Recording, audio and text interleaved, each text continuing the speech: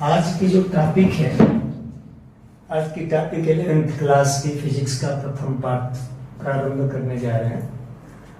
इस प्रथम पाठ में जो पहला चैप्टर है मापन, ये आपको हर पाठ का मैं वीडियो बना करके डालता रहूंगा और कुछ दिन बाद लाइव क्लास प्रारंभ हो जाएगा। इसके पहले भी जो है, इसके पहले मेरा ये चैनल चलता था, बीच में कुछ कारणों से मैंने बंद कर दिया, जिसके वजह से अब पुनः इसको मैं प्रारंभ करने जा रहा हूं और पर डे आपको लाइव क्लास भी चलेगा तथा इसका वीडियो हर पाठ का 11th क्लास का पहला पाठ डालने जा रहे हैं और उसी तरह से 12th क्लास का भी पड़ेगा और आप लोग सहयोग करें।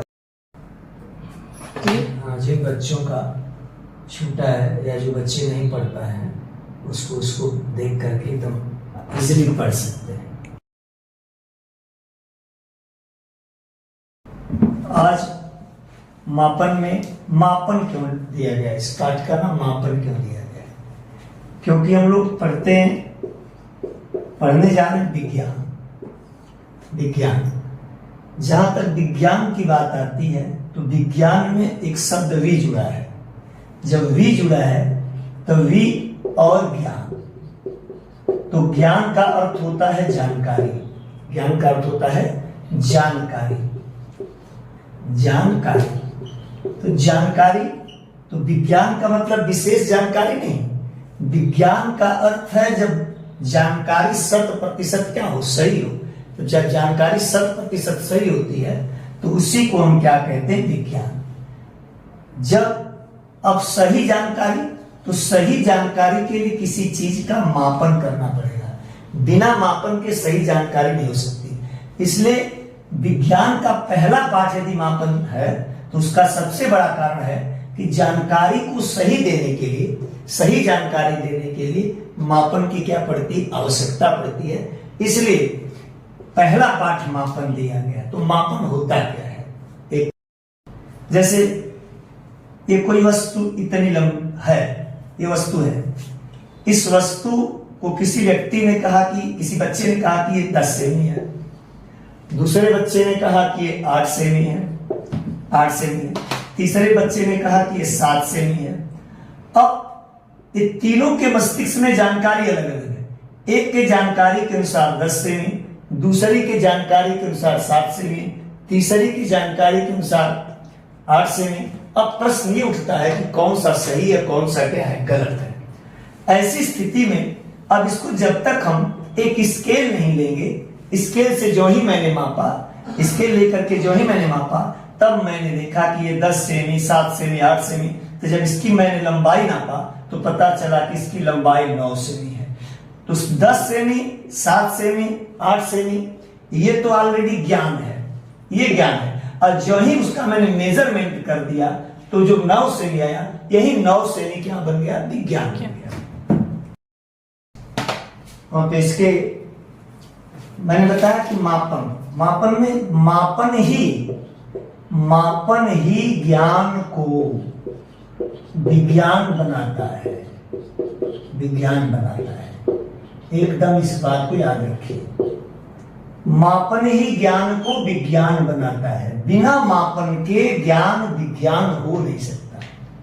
याद रखिएगा कि मापन ही ज्ञान को विज्ञान बनाता है। तो अब मापन होता क्या है?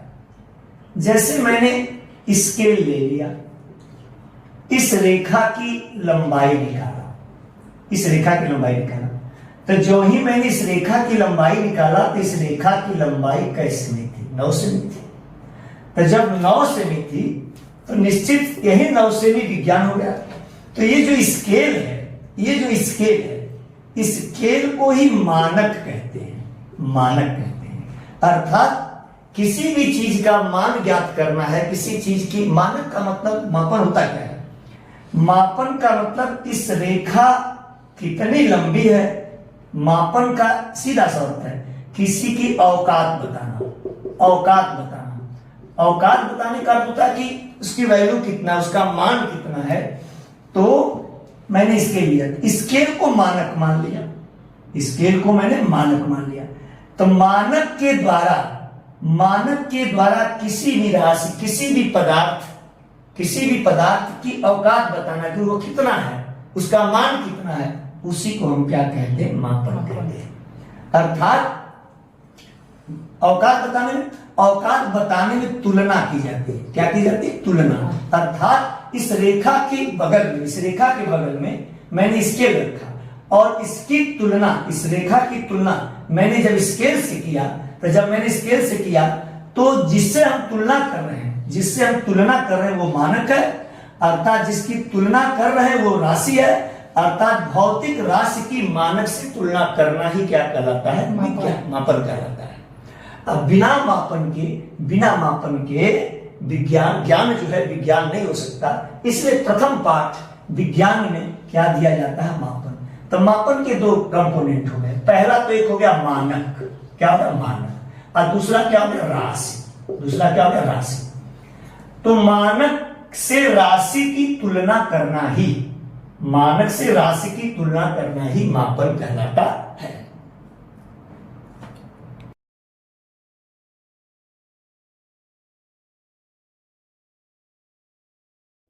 तो भौतिक विज्ञान, जो भौतिक राशि है वो 3 नहीं अब 7 है। जैसे लंबाई है, द्रव्यमान है, समय है, ज्योति तीव्रता है, विद्युत धारा है, ताप है और पदार्थ की मात्रा है। अर्थात भौतिक राशियों को जो मूल राशि बनाया वो 7 में बांटा। लंबाई, द्रव्यमान, समय, ज्योति तीव्रता, विद्युत धारा, ताप और पदार्थ की मात्रा। अब दूसरी राशि है व्युत्पन्न राशि। कौन सी राशि है? व्युत्पन्न, जिसको डिराइव्ड यूनिट क्वांटिटीज कहते हैं। व्युत्पन्न राशि जो इन राशियों से उत्पन्न हुआ, इन राशियों से जो उत्पन्न हुई उसे कहते हैं व्युत्पन्न राशि। जैसे मकान ईंट और पत्थर से उत्पन्न हुआ, ईंट पत्थर से। तो अर्थात मकान का जो मूल राशि है वो क्या है? मिट्टी है और क्या है? पत्थर है। मिट्टी और पत्थर। जबकि ये ईंट जो है, ईंट और सीमेंट आपकी व्युत्पन्न है और इससे मकान बना। अर्थात व्युत्पन्न राशियां वे राशियां हैं जो मूल राशियों से क्या होती हैं? उत्पन्न होती हैं। हाँ, तो व्युत्पन्न राशि मैंने बताया था मूल राशि। मूल राशियां वे राशियां जो पूर्णतया स्वतंत्र होती हैं, जो किसी पर निर्भर नहीं करती। अब व्युत्पन्न राशि वे राशियां जो मूल राशियों से उत्पन्न होती हैं उसे व्युत्पन्न राशि कहते हैं। जैसे मैंने उदाहरण भी बताया था कि मिट्टी मूल है और उससे ईंट व्युत्पन्न है, उस व्युत्पन्न ईंट से मकान बना, उसे कहते हैं मकान। उसी तरह से मूल राशि लंबाई, द्रव्यमान, समय, ज्योति तीव्रता, ये जो 7 हैं, इन 7 से जो उत्पन्न हुआ उसे भौतिक विज्ञान कहते हैं। और वे राशियां जो मूल राशियों से उत्पन्न, उसे कौन सी राशि कहते हैं? व्युत्पन्न राशि। अब एक आता है मात्रक, शब्द है मात्रक। इसको आप कहते हैं यूनिट। ये मात्रक क्या होता है? मात्रक तो जैसे मैंने कोई वस्तु रखी है, इसका लोग अंदाज लगा रहे हैं कि कई किलो है, कितना है, क्या है। तो मैंने क्या किया कि इस वस्तु का वजन बताने के लिए मैंने एक बगल में वाट रखा, ऐसे वाट रखा। यहां पर ये वस्तु है और एक तराजू से मैंने इसको तौल दिया। जब मैंने तौल दिया तो जब तौला, तो तौलने के बाद ये जो वाट है जिससे हम इसको तौल रहे हैं, इस राशि को जिस वस्तु से तौल रहे हैं, जिस वस्तु से उसको माप रहे हैं, जिस वस्तु से उसकी औकात को बता रहे हैं कि ये कितना है, मतलब संख्यात्मक मान व्यक्त करना। संख्यात्मक मान मतलब इस राशि का संख्यात्मक मान बताने के लिए जिसका प्रयोग किया गया उसी को हम क्या कहेंगे? मात्रक। अर्थात मात्रक भी, चूंकि राशि 2 प्रकार की, तो मात्रक भी कई प्रकार का हुआ? 2 प्रकार का। एक मात्रक होता है, एक पहला मात्रक होता है मूल मात्रक और दूसरा होता है व्युत्पन्न मात्रक। पहला मात्रक मूल मात्रक हो गया और दूसरा आपका व्युत्पन्न मात्रक हो गया। तो ये मूल मात्रक क्या है और व्युत्पन्न मात्रक क्या है? तो मैंने कहा कि मात्रक 2 प्रकार के, एक मूल मात्रक, दूसरा व्युत्पन्न मात्रक।